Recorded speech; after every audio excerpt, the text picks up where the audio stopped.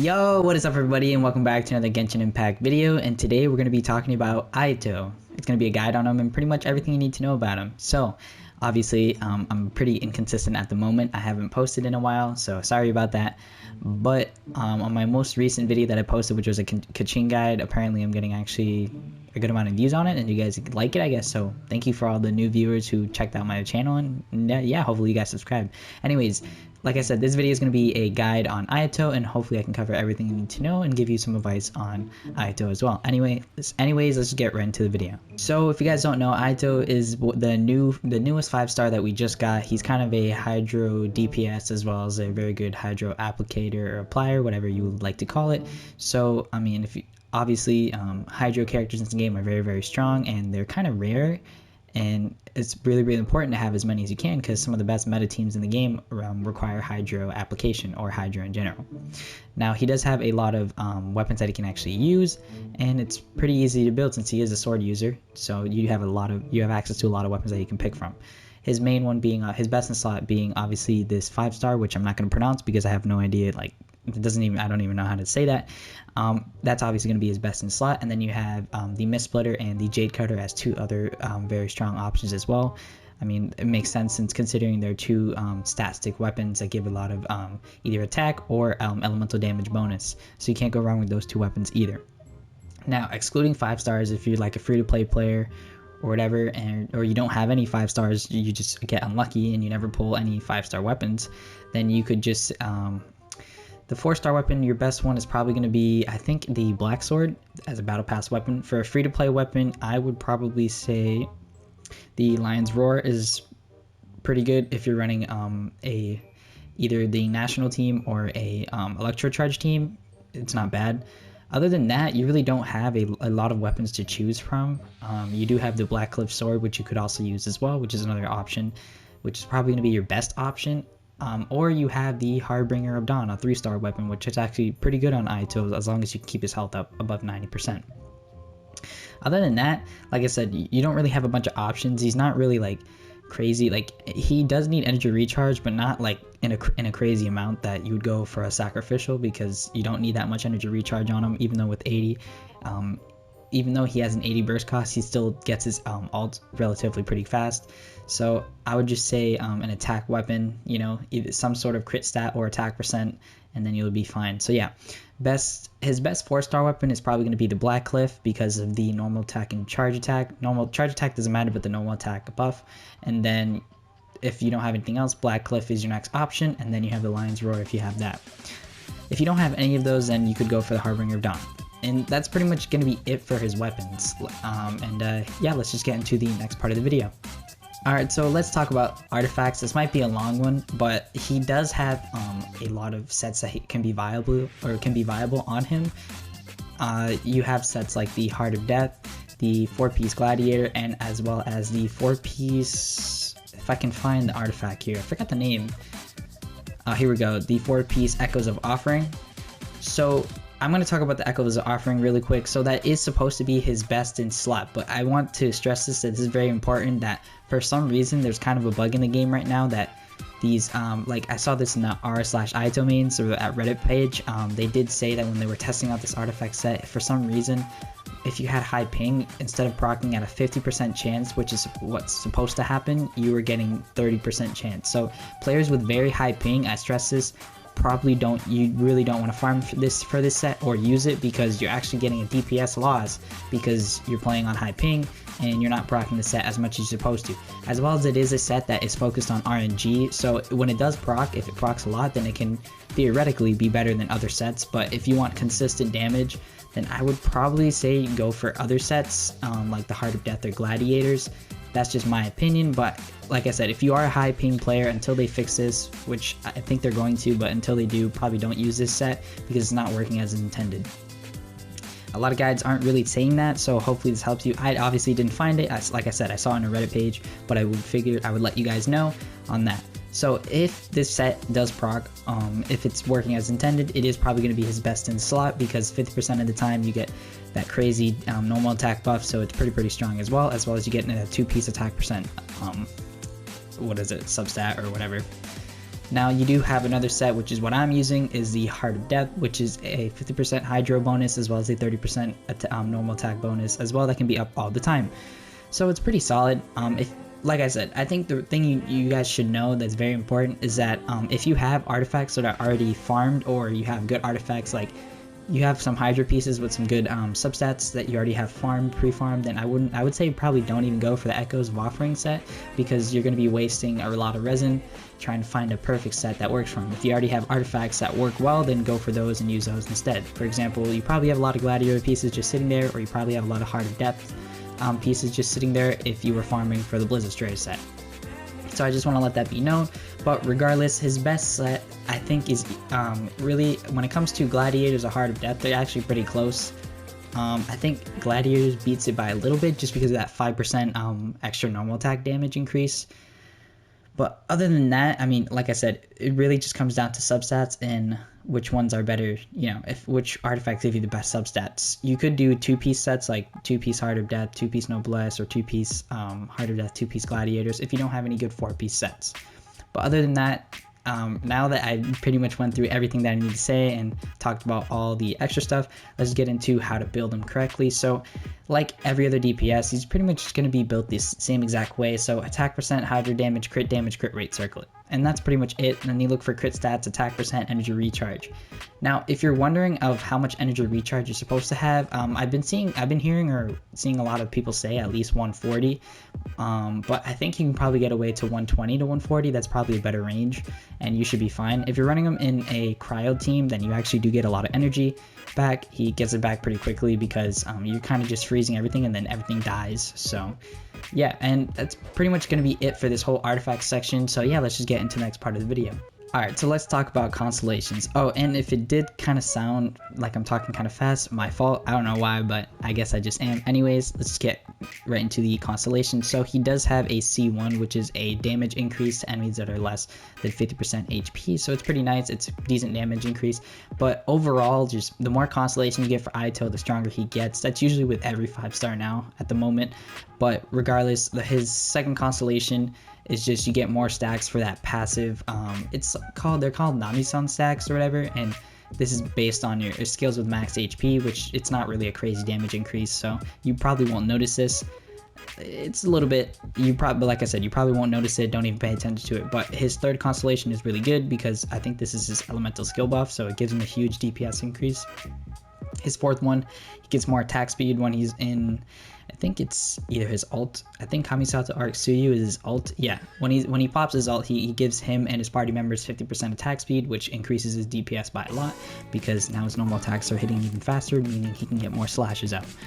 And then obviously his fifth one is the same one like always. It's going to be an ult upgrade. And then his last one, which is kind of broken, when you pop his elemental skill, his slashes, the first two slashes, either the first one or I don't know, either first one or the first two, I don't know, but I think it is the first one, will have 2 additional slashes that do 450% of Ayato's attack as damage, and apparently they won't be affected by Nami-san stacks, but regardless, it does a lot of damage early on, so you can get that crazy initial damage at the beginning, and then you're going to have that 50% buff if you're in his ult, which you should be using at the beginning all the time, and you're going to go crazy. So C6 Ayato is very, very strong, but that's really with every C6 5-star. Regardless of that, most of you guys aren't going to have C6 Ayato or even anything past C2 or even C1. I say most of you might have C1. If you got lucky, you got C2. So yeah, you can't go wrong getting Constellations, but they're not needed for Ayato. He's good on his own.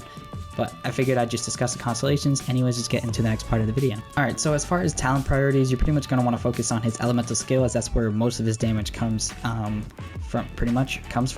If you can go for his burst, if you want him as a burst support, but relatively upgrading it past level 6 is not a crazy damage increase. As you can see here, it's only like 6%. Of what the blades are going to be doing, and then your next one is a 1% damage bonus, which again, it's really not a crazy increase. You're better off leaving it at level 6 unless you really want to. You can level up to 8 if you want. I wouldn't recommend crowning the ult, but again, if you really care about Ayato and you really like him, go for it. I'm not going to tell you what to do. You should, however, I'd say get his elemental skill as high as possible, because like I said, that is his biggest DPS increase, and his normal attacks don't really matter. He's kind of like Child, in where His normal attacks don't scale his elemental skill at all. They don't do anything, so you don't really have to touch him at all. If you want that extra damage, I guess you could, but it's really not required. I'm going to keep it at level 1, so yeah. Elemental skill first, that's priority. If you're running him as a main DPS, elemental skill first, and then burst. And then if you're running him as a burst support, then obviously the other way around, where you go for burst primarily. His first passive is going to be the Nami-san stacks thing. It's after his elemental skill is used, he will gain 2 stacks of Nami-san, and when the water illusion explodes, Ayato will gain a Nami-san stack equal to the maximum number of stacks possible. I think this is just the more stacks you have, the more damage you do, kind of something like that, but it's not crazy. It's very, very low scaling. Yeah, you get a damage bonus based on your max HP, which is only 0.96%. So not something you're really going to notice. His next passive is if Ayato is not on the field, he will generate his energy if he's less than 40, and he will add 2 energy for himself every second. So it's actually a pretty strong one. Like, it's not crazy, but it's pretty nice because if you have Ayato off field and you're doing other things, he's going to get energy gradually, making it easier to build up his burst, which is kind of high cost considering it is at 80. But because it regenerates on its own, he has passive burst regen. It's going to be pretty nice. Like, you can't really go wrong with it. And his last passive is just a cooking passive, which you're really never going to see unless you're cooking food all the time. And yeah, that's pretty much going to be it. Let's just get into the next topic of the video, which is going to be teams. Alright, so luckily Ayato is a Hydro character, so he has access to a lot of very strong meta teams. Now, if you don't really care about meta, then, you know, hearing the word or whatever, then this video doesn't really matter to you. Like, it doesn't really matter what the best teams are. You're going to run Ayato on any team that you want. But meta teams in this game right now are going to be Freeze and even Electrocharge teams as well as the national team. Pretty much he can be run on almost any team that needs Hydro. And yeah, let's just quickly talk about them. So one of the first teams I'm going to be discussing is the Freeze team, which is actually destroying the Abyss right now, and it's very, very strong. It can pretty much carry you, and in this Abyss specifically, because if enemies are perma-freeze the whole time, you'll never take any damage, and you'll be doing a lot of damage as well. Now, obviously, again, I'm using this is a very expensive team because there's so many 5 stars on it.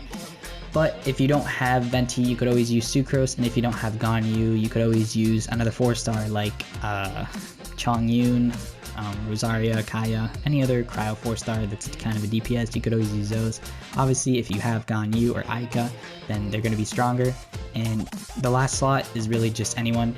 Really, this is called Morgana, where it consists of Ganyu, Venti, and Mona, and then a 4th either a Cryo unit. Usually it is a Cryo unit or a Flex. And yeah, the Morgana team is considered probably one of the strongest teams in the game because Ganyu is insanely strong and it perma-freezes everything and kills everything. This is basically a different part of it, or like, I don't know what the term would be for it, but it's just another version of that team essentially. And this is where you take advantage of Ayato, Venti, and Ganyu, and then you pretty much just perma-freeze everything and everything dies. Now, you don't have to run Bennett for this team. You could run Diona if you wanted to, or Rosario for more DPS, or Aika. However, it is very, very expensive. I don't expect a lot of people to have this many 5 stars. So, if you don't have all those 5 stars, like I said, just use, you know, other people or other alternatives.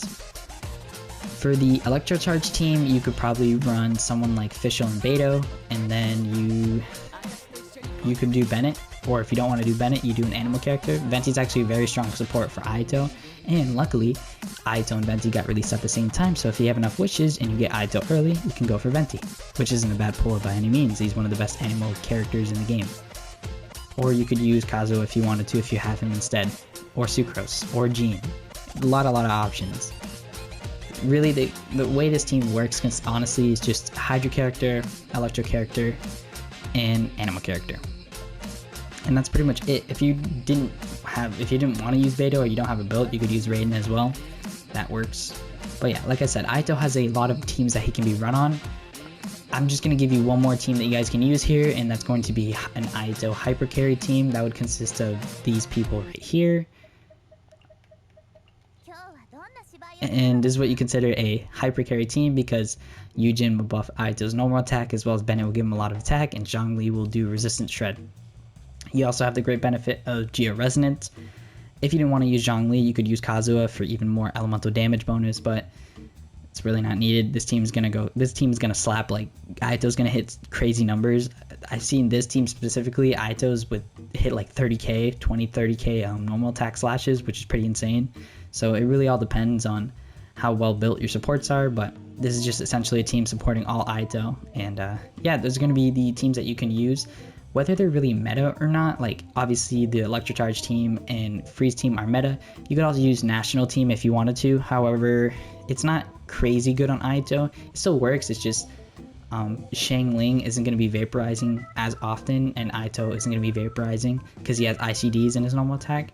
So he might not apply enough Hydro. I don't know all the specifics, but I know Child is probably better than Ayato as for the national team, where Ayato is better for other teams like Electrocharge or the Freeze team. Yeah, and yeah, I think that's pretty much going to be it for this teams video. The next part of the video is going to be a showcase, and I'm just going to be using him in the Abyss. Probably floor 1 is going to be the Freeze team that I'm using. It is expensive. Most people are probably, it's not realistic, but you know, if you do have access to those 5 stars, I'm just going to show off the power of Ayato in a Freeze team. Anyways, let's just get right into that showcase. Also, before I start this Abyss showcase or whatever, I do want to showcase off my Ayato. So he is running a the best in slot 5-star weapon, and I'm also, these are his stats. So regardless, they probably might not be entirely realistic, but I do want to showcase this off. I do have low attack, kind of. It's not crazy. It's not in the 2000s, which is what I want to be. If I have better artifacts, then I'll do that. And my talents are only, like I said, level 8, so it's not crowned either. But regardless, this Ayato or whatever, Ayato helped me clear the Abyss. I managed to get 35 stars, not 36, which is unfortunate, but I don't feel like trying too hard to get 36 stars. I probably could, but I just don't want to get crazy frustrated with the Abyss and whatever, and those Abyss Heralds. They're the most annoying things in this game, and I'm sure you guys agree, especially free-to-play players that are struggling with those guys. Anyways, let's just get right into the showcase.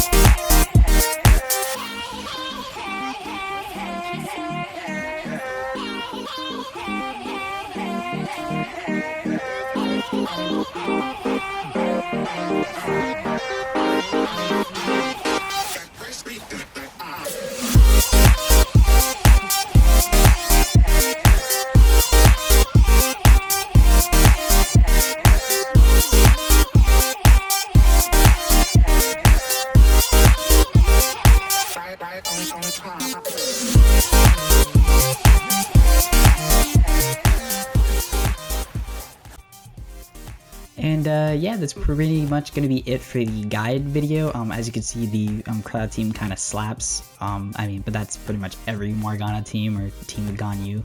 But regardless of that, Ayato is actually very strong Hydro Applicator as well as DPS, and he's pretty satisfying to play. I'm having a lot of fun with him, and look at that sword, like it just looks great on him. Anyways, regardless, hopefully I covered everything you guys need to know about him, and maybe that tip about the artifact set helped you guys out. Anyways, I'll just, if you guys are either new to my videos or you made it to the end of the video, thank you, and hopefully you guys continue watching. And yeah, hopefully you guys like and subscribe to the video, and I'll see you guys in the next one. Peace out.